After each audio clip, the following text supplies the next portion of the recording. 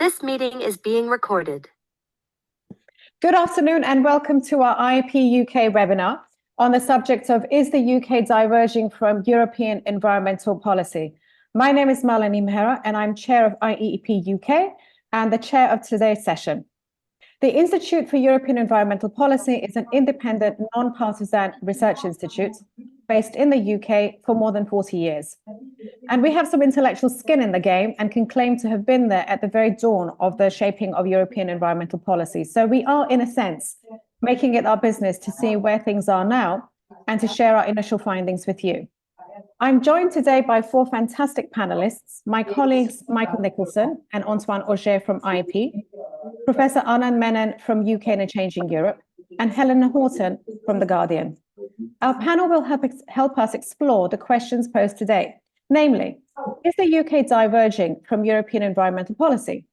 Is there a deliberate policy to do things differently in the UK? Or is there a tacit agreement for non-divergence to keep things much the same in some policy areas? What are the implications for the devolved nations? Is there a plan? And what would this divergence mean for the environment, for business, and not least for the legal commitments made in the trade and cooperation agreement with the EU? So that's just a preamble. And before we start, I have some housekeeping notes to share with you. First of all, please note that the webinar will be recorded and that the recording for today will be available through a link on our website, and the slides from today will also be made available. Please use the Q&A function for any questions to the panelists and the chat box for any reactions or any posts of any relevant materials that you'd like to share. But please don't put your questions to the speakers in there. Please just put those questions in the Q&A itself. Please remain muted during the presentations and please only unmute your mic if asked. And finally, if you're posting on social media, please use the hashtag divergence. So the format is that following this brief introduction, we will have a presentation by my colleague, Michael Nicholson, and then I'll invite responses from each of the panelists in turn. We'll then open for Q&A, so please do have your questions ready for that. So back to the question at hand. The context for today's discussion is, of course, self-evident. We are now 8 years on from the referendum, 4 years on from when the withdrawal agreement came into force, and months before national and parliamentary elections in both the UK and the European Union. So it's a good moment to take stock. But let me start with some statements of intent from the UK government on environmental policy post-Brexit. Quote, "The European Union has, in a number of ways, been a force for good environmentally. Our beaches are cleaner, habitats are better protected, and pesticides are more effectively regulated as a consequence of agreements that we reached since we entered the EU. And I have no intention of weakening the environmental protections that we have put in place while in the European Union. Leaving the EU gives us a once-in-a-lifetime opportunity to reform how we manage agriculture and fisheries, and therefore how we care for our land, our rivers, and our seas. And we can recast our ambition for our country's environment and the planet. In short, it means a green Brexit." So those were the words of the former Environment Secretary, Michael Gove, from a memorable speech in 2017 entitled "The Unfrozen Moment, Delivering a Green Brexit." The speech was a measured attempt to set out the government's post-Brexit environmental ambition. It helps us to set a context for our work and analysis. And on that note, I would like to hand over to my colleague, Michael Nicholson, who is the head of environmental policy at IEP UK. And Michael will present the findings of our latest briefing on divergence in UK-EU environment policy, the state of play. Michael, thank you very much, and over to you. Thank you, Malini. And thank you for that very useful Michael Gove quote, because that does set the scene and the backdrop very well indeed. I'm going to talk about 4 key issues in this opening presentation. I'm going to give you some of the headlines from our recent report and talk a little bit about the gap in ambition that has begun to open up between the UK and the EU on environmental policy.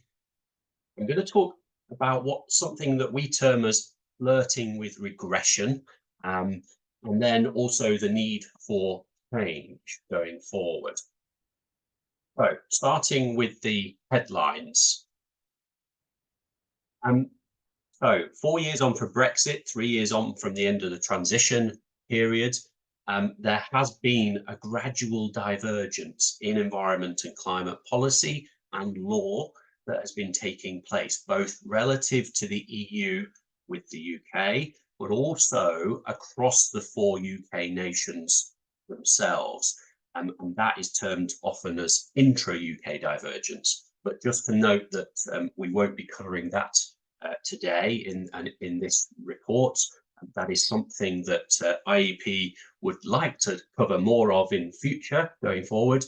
But today it's really focused on EU-UK divergence. Generally speaking, the EU has shown a higher level of ambition than the UK on environmental policy and law. There are some exceptions to this, which I'll come back to later. But what we've seen is that the EU has been expanding and deepening its environmental protection laws and policy. And the UK has tended to move more slowly and taken a much less stringent approach to regulation. And this is where I would disagree with Michael Gove. However much that was the intention, what we've seen is actually pesticides and chemicals is an area where there has been a very stark gap opening up. Some excellent work by ChemTrust UK and Pesticide Action Network UK have shown this too. In terms of the gap in ambition, the European Green Deal has acted as a stimulus for EU environment and climate policy development, and though its future is uncertain with the coming of the new election and whether or not the European Commission President von der Leyen will continue, it's unclear. But this has been a central overarching strategic objective of the EU, and it spans industrial policy, energy policy, transport, agriculture, climate and environment. So it's a very broad-based policy.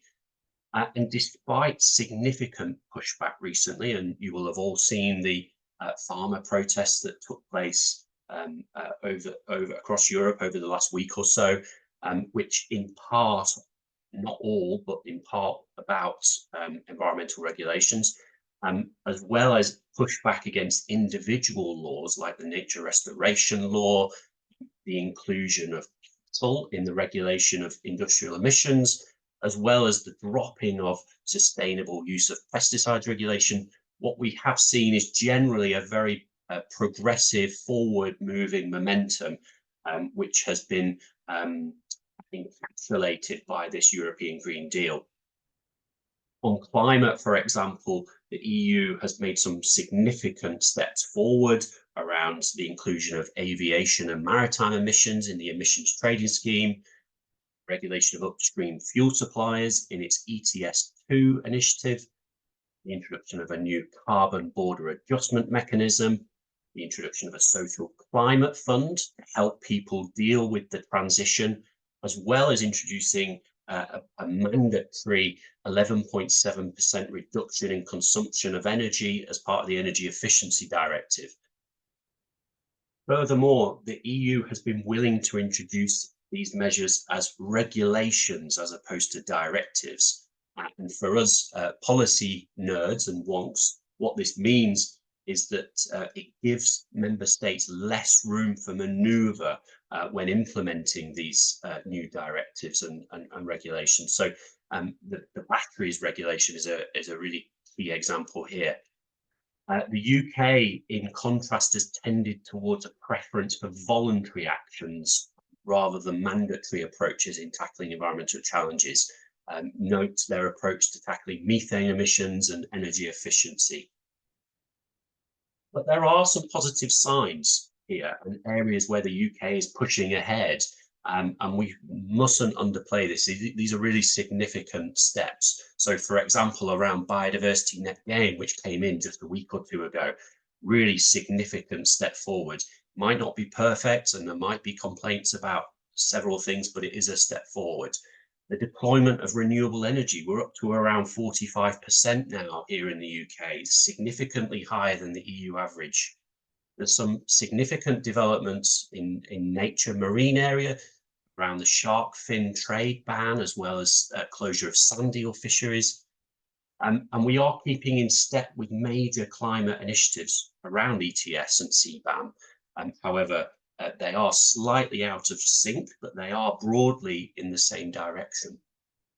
But gaps are opening up in a variety of areas around different parts of climate policy, waste and circular economy, chemicals and pesticides, which I've mentioned, nature, industrial pollution.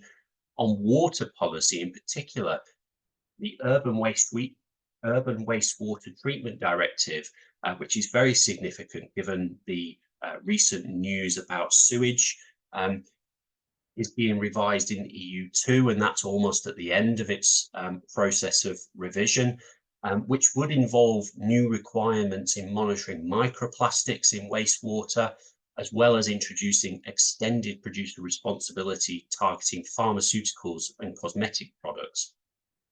There's also an amendment to the Water Framework Directive, Groundwater and Environmental Quality Standards Directives.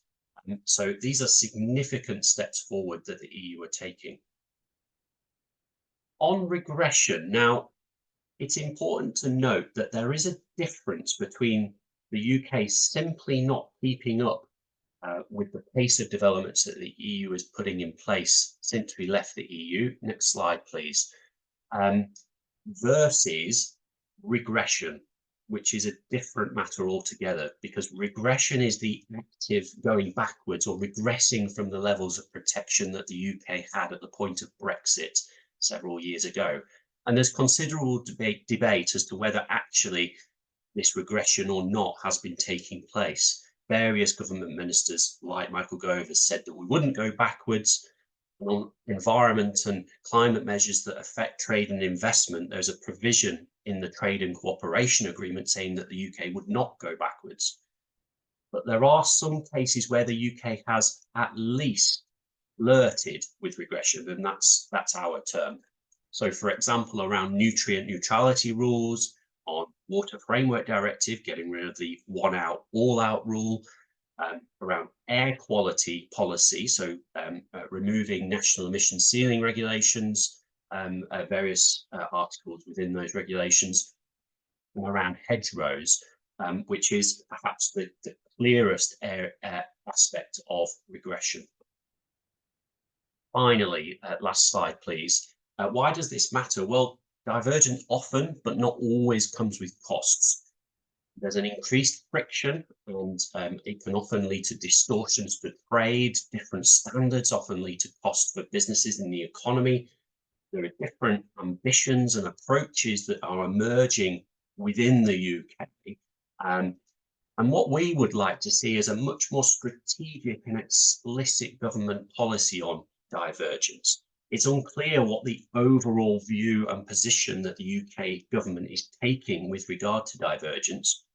We're aware of tracking and monitoring of EU developments that are taking place within government, but what then is that government reaction to those changes, if any? Will it affect the UK or not, and in what ways? We would like to know. What are the UK's concerns and preferences with regard to minimising or perhaps ignoring those policy developments in the EU? What's the policy on product standards, for example?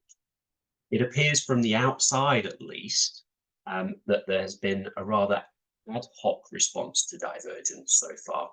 So what we would like to see is an overall statement on divergence, from earlier indications of what government thinking is with regard to keeping in step with individual measures. For example, we saw CBAM and ETS, but generally a more open and transparent approach taken by the government with regard to divergence.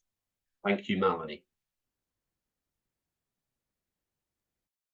Thank you very much, Michael. That was extremely clearly laid out, and I hope will form the basis for some good discussion. But first of all, I'd like to invite Helena Horton, who's a journalist from The Guardian and who did an excellent piece a couple of weeks ago, which was, Helena, if I can just refer to your title, which was Brexit Divergence from EU Destroying the UK's Vital Environmental Protection. So that was the focus, of course, and you also had a summary, sector by sector briefing elsewhere in the paper.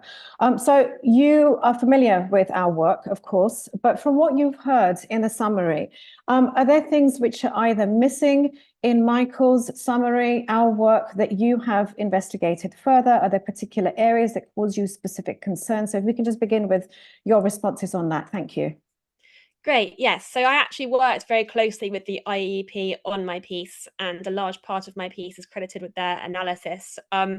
But there are some things which I can kind of do as a journalist that's more difficult for a think tank or, you know, a body like IEEP, which is I get leaked things by government sources and other stakeholders about policy that is coming down the track.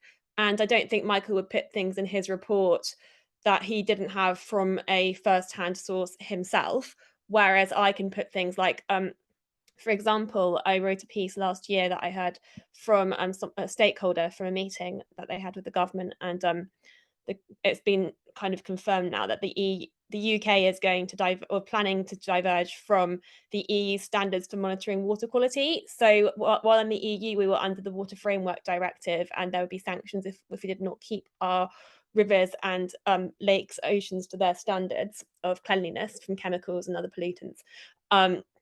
Now we replaced that with the Environment Act 2021, and under that there's legally binding targets called the Environment Improvement Plan targets.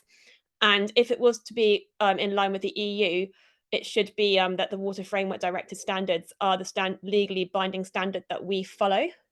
But actually that's not going to be the case. They're going to not put those standards in the new targets. Instead, they're going to use their own methodology on, I think, biodiversity net gain, and the methodology has not been disclosed yet. And that's a divergence at least, and possibly also a regression, depending on what that data is they're going to use to monitor waterways by. It's not been released yet, so we can't say whether it's going to be a regression, but it's concerning to say the very least. I don't think they should be discussing this with stakeholders or making it as a plan without giving out how they're going to measure it. But I am keeping an eye on that. Also, with regards to deforestation in the supply chain, I think that was in my piece and it wasn't in the IEP report. Basically, the EU has got a new law coming on deforestation where all unsustainable deforestation has been removed from the supply chain of goods that they bring into the EU. Our new law only is in regards to illegal deforestation, and campaigners have said this is actually a perverse incentive because governments that want to keep exporting to the UK could simply legalise some deforestation that is currently illegal in order to get us to buy their products. And we've also not included some products that the EU has included in theirs. I think coffee is one of the ones we haven't included, and that's one of the largest sources of deforestation, I believe. I've been looking also at the political side of this. So I was reporting on Brexit and the environment first when I was at the Telegraph, and I spent a lot of time with Conservative MPs, a lot of whom I think did have good intentions for Brexit. I was when Michael Gove was Environment Secretary, and I used to speak a lot to Zach Goldsmith, who was a Brexit campaigner and has been an environmentalist all his life. And their idea was we could be this kind of like beacon of environmental policy, and that the EU would copy, would be world leading. We've heard that about a lot of things regarding Brexit. And unfortunately, though that intention may have been there, it looks like in practice it's not possible, because we've replaced EU regulators like REACH with our own regulator. And it's not been well organised, well funded. You know, it's not really fit for purpose. I mean, there's been plenty of articles, I mean, a couple by me, plenty of research into how the UK version of the chemical regulator REACH is nowhere near as muscular as the EU one. They've got lots of money, lots of people looking at it, and they've been able to ban, or at least look at banning, I think it's like 20 chemicals that we haven't looked at banning ourselves. And there's a new actually report out this week on the government website that essentially says that the reason we're not following the EU with other chemical bans, and looking at a few ourselves, is partly due to resources and time. So we're duplicating what the EU is doing, but not as well. So it's difficult to see how we're going to be world leading if that remains to be the case. And while working on this, I found it quite interesting. you know, that we had a Brexit department in the government, but then as soon as we left the EU, we didn't have it anymore. And I've been asking officials across different government departments, have you been tracking divergence? Have you got a big spreadsheet where you've got all the different laws that the EU is bringing in? I don't think anyone is. I mean, I don't think, it doesn't look to me like the government itself is tracking when the EU, or at least not in a kind of consolidated way, when the EU is changing a law and when we're changing one. And if there are articles saying we shouldn't diverge, surely we should be trying not to break the law. If our intention is to surpass the EU's environmental regulations and standards, we should be looking to emulate theirs and perhaps go further rather than letting them go ahead, seeing how it works for the EU, and then maybe doing a weaker version ourselves. And I think this is also partly because there are two kind of factions when it comes to the Conservative Party and Brexit. You have the Zach Goldsmiths and the Michael Goves, and then you have the Jacob Rees-Moggs, etc. of the world. I don't think he'd mind me saying that he thinks that we should be stripping regulations to enable businesses to thrive or whatever. And there is kind of a tussle going on. And it looks to me that the people who want to have a kind of more deregulated trading environment and environmental environment are the ones who are currently winning the argument. This is set to change because I think we're looking at most likely a Labour victory. And I have been speaking to people in Labour. And although they're quite nervous about looking like they want to take us back into the EU, because if they say anything that's positive about the EU, the Tories jump on it and say, oh, you know, Keir Starmer loves Remain, loves the EU. I've spoken to them off the record, and it seems like they are sympathetic. Actually, I forgot that on the record, sympathetic to dynamic alignment.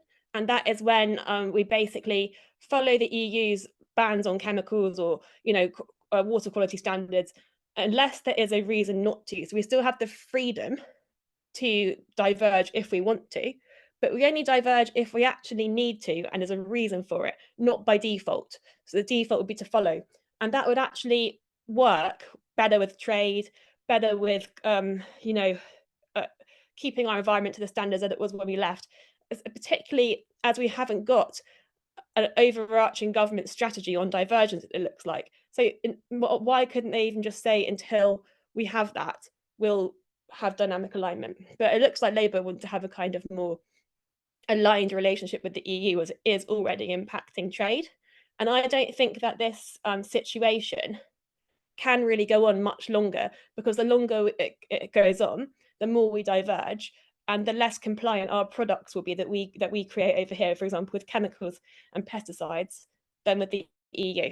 So that's kind of an overview of what I've been doing in the political situation and keeping an eye on it. But it's like a big thing to keep an eye on, because there seems to be a new divergence story every couple of weeks at the moment, and it's all very technical. And often when I've spoken to officials, they themselves have not known or understood the thing I'm bringing to their attention. So I maybe I'm wrong, but I can't see a government department that is keeping a really close eye on this stuff. And if anyone knows a government department that is, let me know and I'll speak to them. Thanks very much. And Helena, I think we are experiencing the same kind of thing. I mean, we're also looking to see if there is a systematic approach within government of tracking divergence. And of course, we had the debates over the retained EU law bill, to try and see which bits of government were in a position of tracking and what Parliament's role was also in exerting scrutiny of this process. Michael, you may want to come back on that. But I just want to pick up on a couple of things. So Helena, you did speak very much of the UK experience. Of course, the Environment Act is for England. And we have been looking at the implications for the four nations and beginning to see a degree of institutional asymmetry. We know that Scotland, for example, has much more enthusiasm and a clear policy around dynamic alignment. It is something that we hope to be looking at in a much more focused way. Michael, you may want to come back on the point around institutional effectiveness. Helena, you mentioned the reduction in the institutional effectiveness around enforcement. So, of course, before, if there were infractions, if there were, violations of European Union policy by member states, then you had the Commission, which weighed in, and there was a very muscular enforcement machinery. It's questionable whether the OEP is a suitable and adequate replacement for that. So really on those 2 points around the institution, Michael, I'd like also you to come in perhaps a little later after everyone's had a chance to speak about the institutional arrangements. So of course, we also left the European Environment Agency. What does that do to our ability to be able to track our progress compared to the other members of the European Environment Agency, which are not just members of the European Union, but much more beyond? So if you can just reflect on those, and then Helena, I'm going to come back to you once we're in the discussion. But for now, I'd like to move to my colleague, Antoine Auger. Antoine, good afternoon. You're joining us from Brussels. Good afternoon, everyone, and thank you very much, Malini. And Antoine is the head of research at IEEP AISBL. This is our sister organization in Brussels. And Antoine, I'd like to invite you to offer very much, obviously, a European perspective looking at what you've heard so far. We are, of course, working collaboratively with you in Brussels in terms of the research that we're doing. But of course, this is a particularly momentous year because we've spoken about the European Green Deal, how that provides a very clear and strategic and long-term framework for the shaping of European policy, not just on the environment and climate, but much more broadly. So from that perspective, if you can offer some responses on what you've heard so far. Absolutely, and thank you very much, Malini and others, for inviting me to support this most important event and the work that you are doing in the UK. So, looking from the European perspective, it is true that the EU has had a broader ambition and a higher level of ambition over the past few years on climate and environmental regulation, in particular with the enactment of the European Green Deal since 2019, and a flurry of regulations that have been adopted and implemented thus far. This has potentially put a strain on the capacity of the UK to align its regulation, of course, that Helena was mentioning, in the absence of a dynamic alignment, of course, processes. So, although what we are experiencing at the moment is much more difficult political context throughout the EU. You've mentioned that both the EU and the UK are in an election year, so it will be 2024 will be a pivotal year on both sides of the channel. And we seem to perceive a general discontent at environmental regulations. And most worryingly, that this discontent is actually being taken on by conservative forces in the context of the political campaign. We know that the issues are more complex than that. For instance, when looking at the farmers' protest, the protest was as much as addressing the capacities of farmers to influence price-setting processes, or looking at export dependence to export, or the capacity to import cheap food and product. So these issues went far beyond the sole potential red tapes of environmental regulation. But the political strategy of building upon these discontents for political purposes seems to have worked so far. We're looking at the polls so far show a projected increase of conservative forces and including far-right forces in the European Parliament in the spring, and this has had, of course, an impact on policymakers. We've seen the EU rolling back on some of its commitments on environmental regulations lately. I'm thinking in particular on the pesticides used regulations.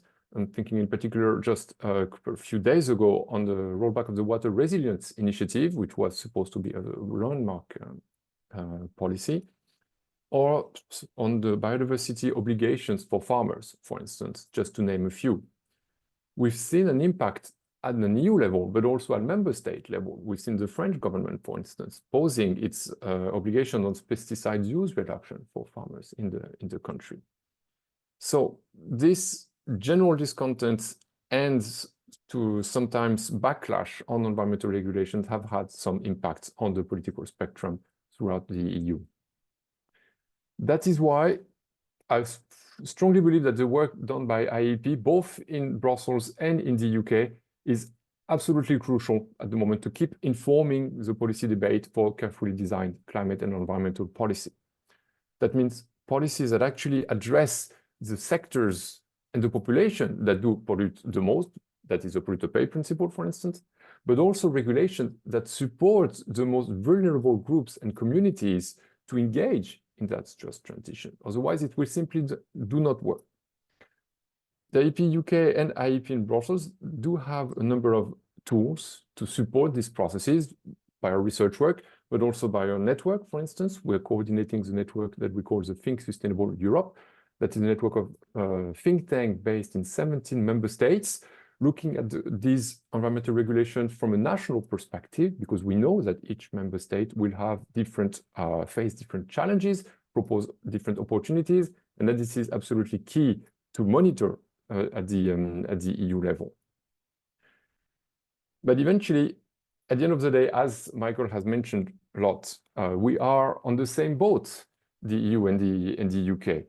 We are, this is due to our decades-long regulatory alignment. This is due to the trade and cooperation agreement at the moment. We do need to work together for carefully designed climate and environmental policies moving forward. And the work that you're doing, the work that is being done on monitoring divergence and calling for an explicit policy on divergence, Michael, that you've mentioned, including in terms of costs for both of the economies in the EU and in the UK, is absolutely crucial as we move along with potentially new institutions over the year to come. Thank you.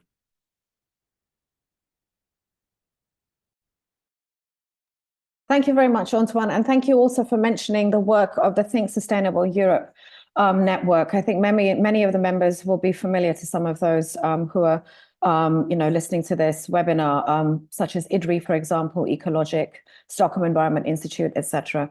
So they support the work, the analysis that we do across Europe. And also just want to acknowledge the links that are being put in the chat by Nicholas. Please do turn to them if you want to learn more about the TSE network or our upcoming conference, or indeed want to have a quick read through Helena's article and other pieces. I don't see any questions in the Q&A as yet, so please do think about what you'd like to raise to the speakers so far. But thank you for now, Antoine, and I'd like to move on to Anand. Anand Menon, of course, Professor Anand Menon is the Director of UK in a Changing Europe and also a Professor on European Policy at King's College. Anand, I don't see you on the screen as yet.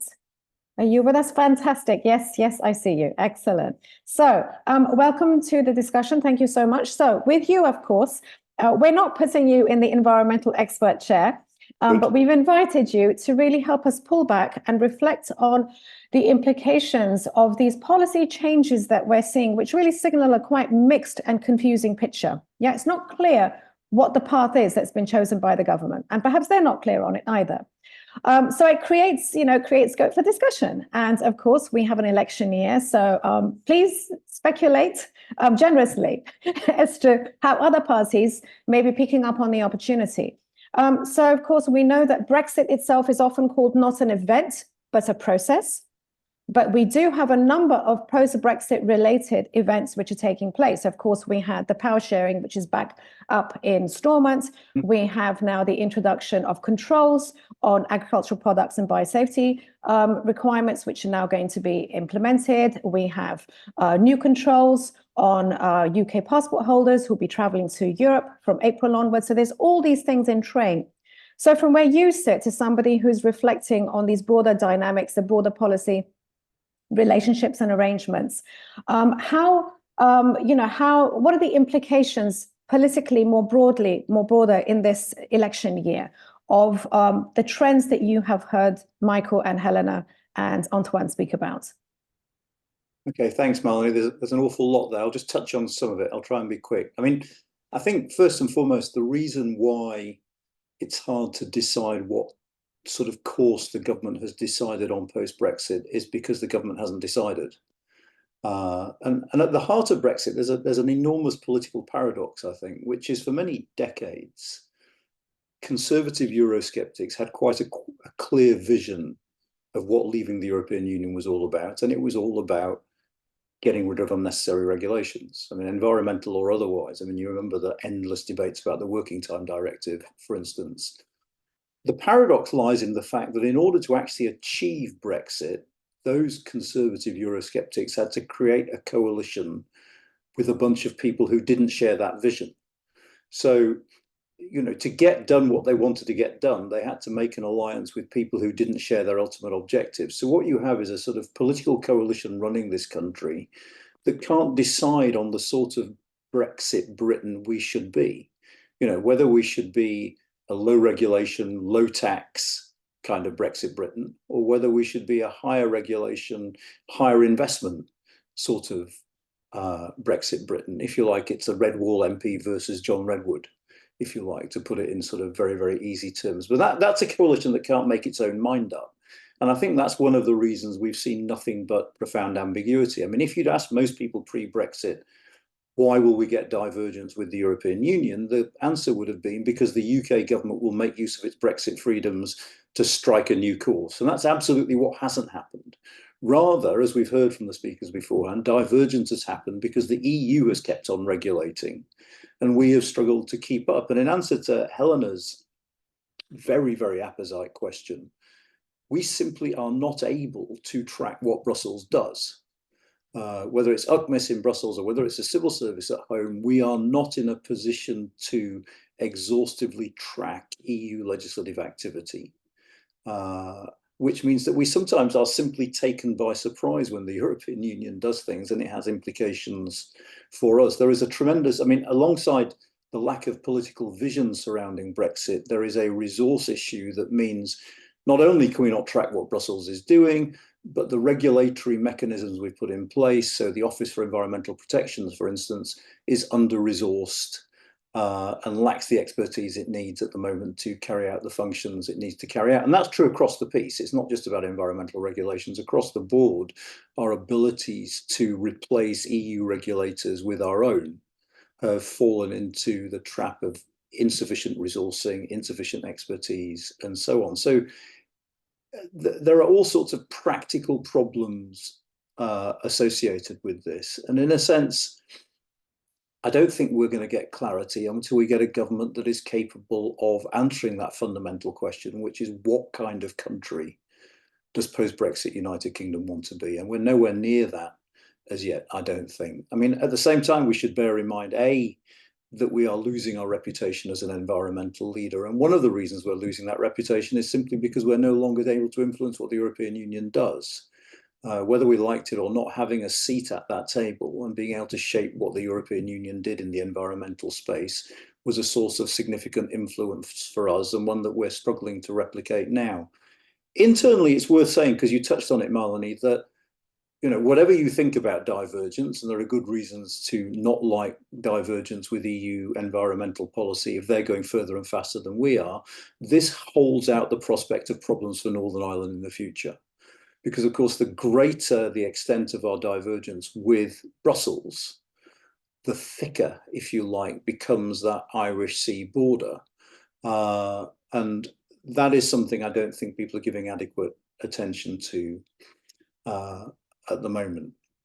So I think we're still in a holding pattern, which is remarkable on one level, so many years after the referendum. But of course, many of those years after the referendum being dominated either by Brexit debates or by COVID or by chaos in government. So actually, in 2024, it is remarkable, but nonetheless true that we still haven't sat down and thought about what our post-Brexit future should be.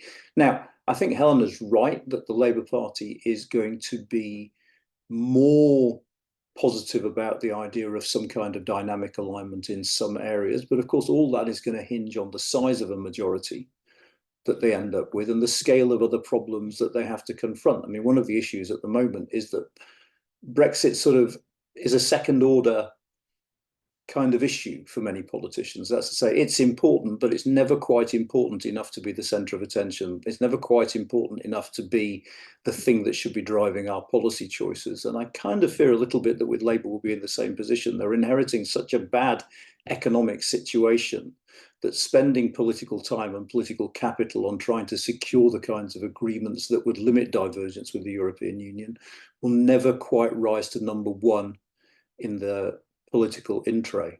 The final thing I'd say, which is a sort of warning to progressives, I think EU membership creates a kind of progressive laziness, which is to say, because the EU does things, politicians fail to make the case and win the arguments for those things. And I think, you know, simply saying life was a lot easier when the EU did things and we had no choice is fine, but it's not a substitute for winning the substantive domestic arguments at home about why we need high environmental standards and why people should vote for those high environmental standards. Because as Antoine mentioned, in the European Union itself at the moment, there is a real danger that environmental protections will certainly not be strengthened, even if they're not weakened, because across a number of member states, and particularly actually looking towards Central and Eastern Europe, there is significant political pushback, even from the so-called political centre, against the green transformation. Can I leave it there? Yeah, indeed. Thank you so much. I mean, there's a lot to pick up on there. And I think I'll just start with your last point, which was about the need to bring people with you on this. And that, and it's something that we've also referred to in the report, which is that there is a sense that there is a complacency. So our own politicians have become complacent about this issue. And as you say, I mean, Brexit has retreated from the headline agendas. Although one thing that hasn't been mentioned so far is the increasing cooperation on security and defense for very obvious reasons. And that is a part of the conversation. We don't see it on things like industrial policy. We should see more of it on energy and climate change. But that is one area where we will, during the course of the year, see a strengthened dialogue and cooperation, institutional cooperation. But coming back to the point, I mean, you made some very important points there. You know, one of them, and again, it's something that we've all kind of touched on, is institutional capacity. So our government has been absolutely hit for six for the last few years. We've had interminable civil service reforms, departmental reorganizations. We, of course, had so much of civil service attention going towards Brexit, first of all, and then being shunted away for COVID. You mentioned that, Anand. And so it's left to the non-state enterprises, you know, and institutions to do that systemic tracking. And as I keep mentioning, we have been able to do it really only for England. I mean, we have to be so mindful about the implications for the single market for Northern Ireland, differences in Wales, differences in Scotland. And I'm really hoping that, you know, we'll be able to secure some support to enable us to do that. But Michael, I promised that I would come back to you. There are also some questions in the chat. Let me just read those aloud so all of you can reflect on them. So the first one is really, you know, how do the other, you know, EU non-members deal with this? European countries such as Norway and Switzerland, of course, they have their own arrangements with the European Union, but do they track EU regulation? You know, do they have sophisticated systems that we could piggyback on? And then there's a question specifically, Anand, which recognizes the work that you're doing at the UK for a change in a changing Europe, which is your own EU divergence tracker. Yeah, so that covers a wide policy spread. But, you know, how do we create the communications? Andy Pye is asking that need to be able to, you know, let people know that we're not covering these issues in a systematic way in terms of tracking and, importantly, scrutiny. So let's just start with those couple of questions. And Michael, I'll start with you. Also going back to the point about the devolved nations and the EEA membership. Yeah, so I think they cover two key things here. There's the tracking issue, which sort of links in with what we've talked about and with what Andy Pye's question is, and then the institutional effectiveness, which is the broader system here. So on tracking, first of all, now IEEP UK, we have been informed that there is tracking going on within UK government, at least within DEFRA. Now, whether or not this is in a consolidated way, whether this is in an exhaustive way, to use a word of Anand's, is a different matter, but certainly on things that directly affect trade and investment with regard to Northern Ireland, this is being done from what we understand.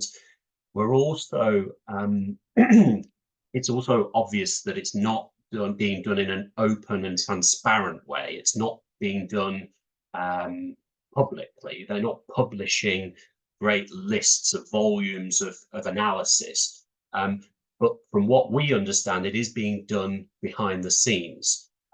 So that obviously begs a lot of questions, and something that perhaps we could fill the whole hour up in itself.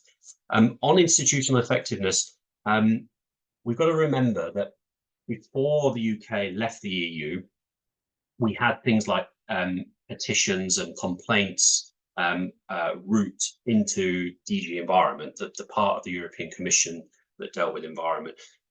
When somebody was complaining about a certain issue, they would exhaust their routes within the member state, and then it would go up to the European level. DG Environment always complained about the lack of resource, about the lack of time, the lack of skills, the lack of money to be able to deal with everybody's complaints from around the EU. It's not a new thing that our institutions and bodies will struggle to deal with the full gamut of issues going on with the seemingly lack of implementation and enforcement of laws. What I would say is that bodies like the OEP and the ESS, they've got a very different structure. They've got different powers. Are they perfect? I think they would say probably not, but they do have excellent people and inspirational leadership, Mark Roberts and Natalie Prosser, for example. Now, they will get there. Could they do with more resource? Of course they can. They have begun actions around water quality here in England, in air quality in Scotland. It's too early to say how this will go, but it's always they could always do with more resource. Other bodies like the European Environment Agency, the Chemicals Agency, which we unilaterally withdrew from, I think there's perhaps a case where we should be really starting to examine whether or not that was a good decision or not, because they are clear gaps. And Eleanor quite rightly pointed out the lack of ability of the Health and Safety Executive to deal with chemicals regulation properly.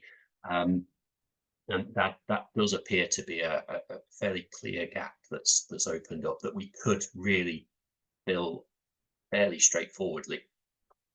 I'll leave it there, Melanie.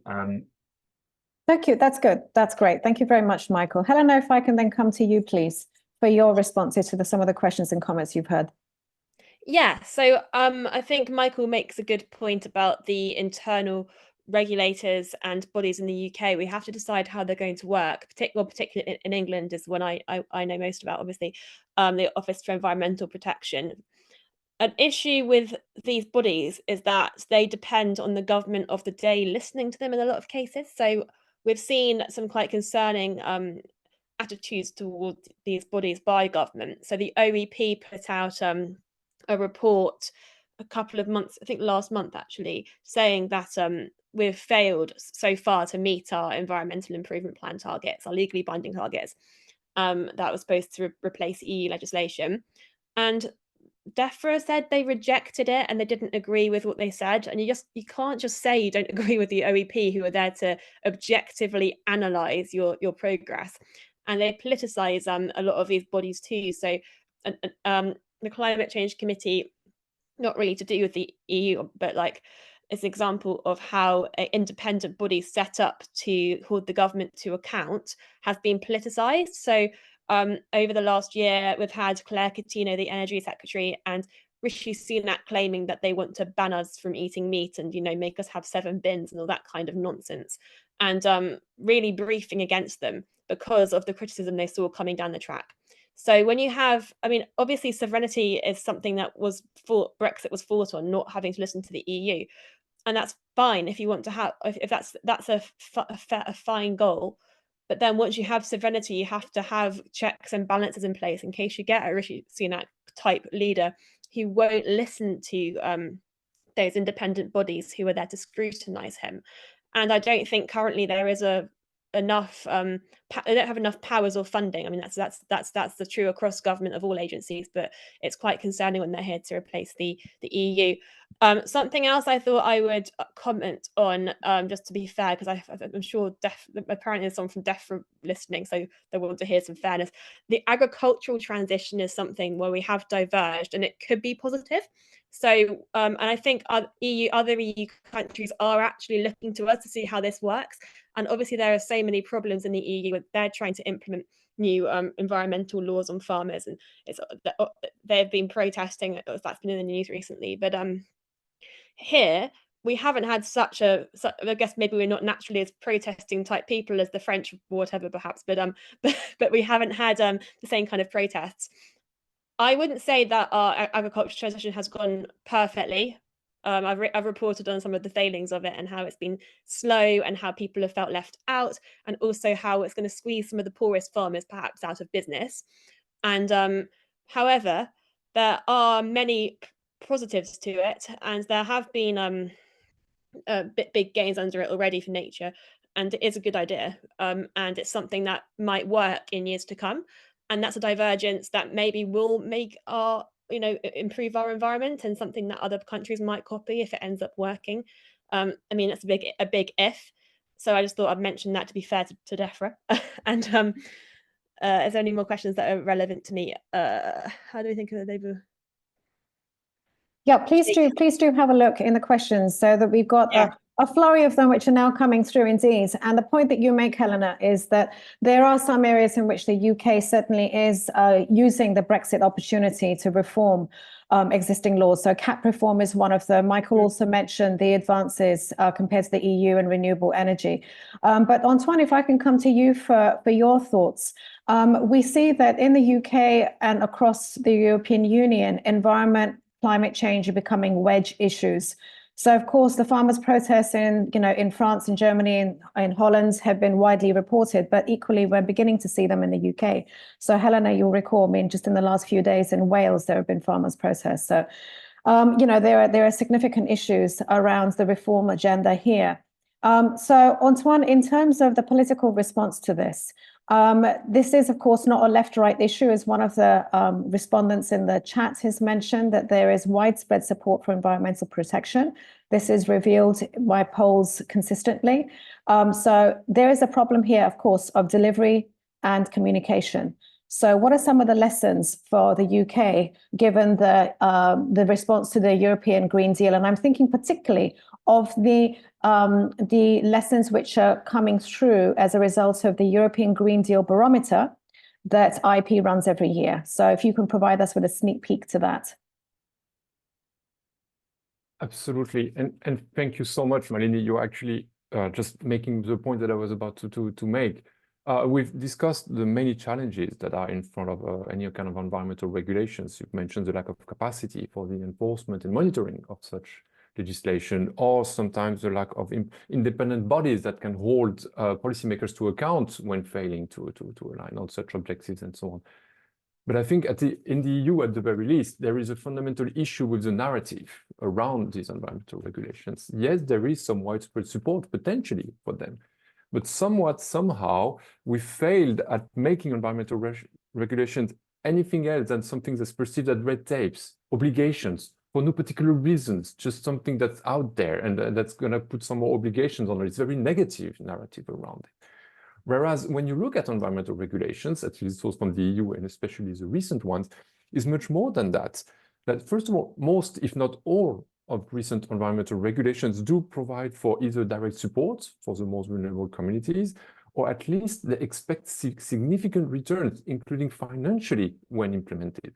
You've mentioned, Michael, earlier, the nature restoration law, for instance. An IEEP study shows that for any euro that is invested in nature restoration activities provides an 8 euros financial returns. This is a kind of narrative that we need to bring forward whenever designing and implementing these regulations. On the other hand, the cost of inactions remain largely unaddressed. Is it not mentioned, or even in terms of modeling, the models at the EU that are used at the EU level to enact, design, implement environmental regulations usually do not cater for the cost of inactions. And that is a massive gap for informed policy making. So this sort of narrative of making sure that, first of all, yes, climate and environmental policy are well designed, yes, but also well communicated upon. And this is here, Melanie, you've mentioned one of IEP's initiatives that I also wanted to talk about is indeed the barometer. This is a yearly publication that IEP has been doing for 4 years. It's the 4th iteration now. I think the link has been shared already in the chat, but perhaps it could be shared again. It's a study that's designed to inform us as to the key pressure sector on which things could be done from an environmental perspective, which sector to contribute, which sector to focus on, which population to focus on, what kind of support measures could be or should be designed whenever designing such policies. So this is also a very important tool to inform the debate. But yes, I would clearly mark the narrative and the communication as a potential way for improvement. Great, thank you very much, Antoine. Thank you to all the speakers. May I please encourage you to have a look at the questions which are being placed for your attention. So if you want to pick up on those that are specifically you think you'd like to respond to, but while you are, you can also, you're free to please respond to them directly in the Q&A in the chat itself. But I'd like to pick up on the question on the role of the courts. Of course, in the UK, we've had some pretty spectacular wins for non-governmental organisations on air pollution, which have led the UK government to have to revise its policies on energy, air pollution, climate change. So there is a question there about how much more we can expect in terms of activism by judges themselves to steer the political and policy agenda more towards a much more robust environmental protection approach. So who wants to come in on that? Any takers? Helena? Anand? Ooh, not me. Not you? Okay. Fine. We have quite the clutch of questions, so please do. Who would like to respond to one of the ones that they feel most comfortable responding to? I can speak publicly on the question about Labour and political pressure to if they do dynamic alignment. I wrote him writing in case I didn't get time to speak to him. But basically, yeah, I think that if Labour announces a closer relationship with the EU, they will get negative political coverage in the newspapers, and they will get being accused of taking us back into the EU. Whether that will have a big effect on public opinion, I don't know. I think that a lot of polling shows that people don't feel like Brexit's currently being handled very well. And also as alignment, as divergence continues, it is going to impact businesses. I've spoken to quite a few sectors with people who voted Brexit at the time, who say that they are frustrated with how things are going. And you have plenty of people who've got timeshares, whatever, abroad and they can't go back for as long as they'd like to of the year. You have people who are trying to export or import goods and they can't do it. I don't think that people want this full fat hard Brexit that is being claimed they wanted when they voted to leave the EU. And I do think that people the attitude is changing. However, what the public thinks, I guess, doesn't really always align with what the media writes about these issues. And if Labour strategists do just read the front page of The Sun or angry people in the Telegraph and are concerned they'll lose support, then maybe they'd row back on it. But I don't think of all their policies, it's the one they're going to face the most blowback for. One I see a lot of at the moment is, I think it's going to be larger in coming days and weeks, is their plan for a windfall tax on oil and gas companies. They're really pushing hard, saying that they're going to lose 47,000 jobs. There are lots of these issues, and I think that Brexit really in the public mind is below other issues at the moment. So it is something they could do, and I think survive it politically. Thank you very much. So, and on that note, I'm going to invite the other speakers, please, as we head towards the final lap here, to put forward your reflections on, we're speaking about Europe, about Brexit, about divergence in a particular policy area, but we don't have to mention the B word in order for these issues to be discussed. Anand, you see this in the work that you're doing on your own divergence tracker, where there are bilateral issues around trade has been mentioned, the challenges for business in particular, the lack of investment, etc., all of these issues, how would you make the case for greater attention to address the challenges to political parties in the coming months in this critical year? Well, I don't think any sensible conversation can be had before the election anymore, to be perfectly honest. So I think everything is going to have to wait for after that. But I think the fact that needs to seep into people's consciousness about our relationship with the European Union is when you're sat on the doorstep of a continental-sized economy, then the stuff that economy does is going to impact on you, whether you like it or not, whether you have a trade and cooperation agreement or not. You know, Brexit is forever. It's not just for Christmas, because that continental-sized economy is going to keep doing things that have a direct impact either on our businesses or on our ability to make different choices. We saw that with CBAM very, very clearly indeed. It amazingly seemed to take government a little bit by surprise, though it shouldn't have. And then we had to react and we had to scrabble and we had to try and find a justification for saying, actually, we might do the same sort of thing. You know, Canadians spend an inordinate amount of time worrying and thinking about the United States. China's neighbors spend an inordinate amount of time worrying about China. We are in that same situation now. So across the piece, and not just in environmental policy, what happens in Brussels is something that we're going to have to keep a very close eye on, because it will impact on us directly. Indeed, and continuing that note of political and economic reality, Antoine, we're very much in the shadow of the EU. To what degree do you think there is an appetite for there to be a greater degree of engagement from the Commission, from the Parliament, from the Council? I mean, what do they care about what's happening to the UK debate on these issues? Well, of course they care. I mean, obviously the EU has going through a lot of challenges at the moment that it needs to its attention about. But for instance, this idea of dynamic alignment, we know we're certain that the EU would look most favorably to this sort of attitude, to this sort of proposal coming from the UK. It will make their work way easier. It will allow for them to have an ally, a clearly identified ally on their doorstep as well. So I know the EU will look extremely favorably at any sort of alignment that is proposed by the UK, and would indeed actually provide support for that if some administrations face some challenges on the matter. The EU could very well do something on that. There are also, and I mentioned some actual positive applications of divergence, some new policies that have been developed by the UK that the EU could take example from. You know, it's not like the UK is right at every turn and the UK post-Brexit is just doing it wrong. That's absolutely not the case. We should both learn from each other. And I know the EU would be extremely in favor of such alignment and getting closer together.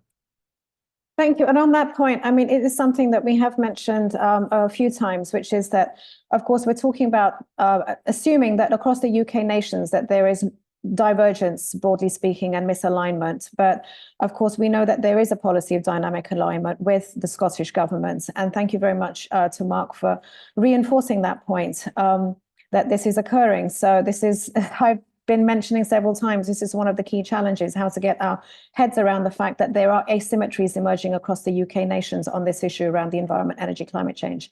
So finally, Michael, I'd like to come to you for your thoughts, for your final thoughts before we conclude today's webinar. Thank you, Melanie. Yeah, I just want to go back to a question that Gareth Morgan put in the chat about how do we persuade a new administration that the economic and logistical pain of non-alignment is greater than the political pain of alignment? That's a really excellent question. I think to the average Joe on the street, the costs are quite hard to quantify, and there have been lots of studies about what the total economic cost could be. Obviously, that is debatable depending on your views. But you know, how do you do that? I'm really not sure. You know, the cost to the economy as a whole is fairly significant. Yeah, I'm really not sure how to put that into into words, because it is a big issue. But so we do end on a challenge, but I'm not going to end on a pessimistic note. And then to paraphrase you, you said that this, in the lead up to an election, it's not the time to have a sensible debate, but we have to have an informed debate. And there is a real challenge, of course. We can have, we can have dialogue with the political parties, with whoever the incoming administration is once we have the elections.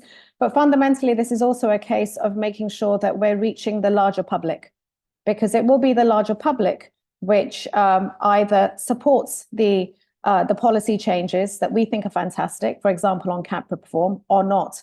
So at IEP, we will do what we can to inform and help democratize this debate. We think it's very important and very well worth having.